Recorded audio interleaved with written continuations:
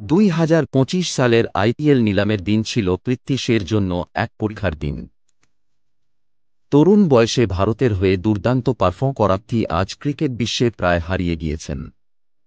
নিলামের দিন তিনি চুপচাপ বসেছিলেন। এই বছর পৃথ্বী বেস প্রাইজ 75 লাখ রেখেছিল, মনে হয় তার জীবনের নতুন অধ্যায় শুরু হতে যাচ্ছে। কিন্তু নিলামের শেষে যখন তার নামের পাশে কোনো বিড পড়ল না এবং কোনো দল তাকে কিনল না, তিনি গভীর দুঃখে আচ্ছন্ন হয়ে পড়লেন। বহুদিন ধরে তার ফর্ম নিয়ে সমালোচনা চলছিল। ফিটনেস ইস্যু, শরীর ভারী হয়ে যাওয়া এবং মাঠের বাইরের বিতর্ক তার ক্যারিয়ারে বড় প্রভাব ফেলেছে। সেই কারণেই হয়তো দলগুলো তার প্রতি আস্থা রাখতে পারল না। নিলামের পর একজন ক্রিকেট ভক্ত লিখলেন, পৃথ্বী শো একসময় ভারতীয় ক্রিকেটের শচীন সেহওয়াগ সঙ্গে তুলনা করা হতো।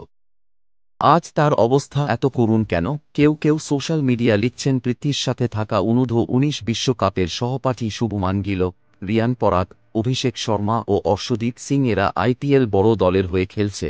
অনেকে বলছে বিনোদ কাম্বলির মতো 5 বছরের মধ্যে ক্যারিয়ার শেষ হয়ে গেছে।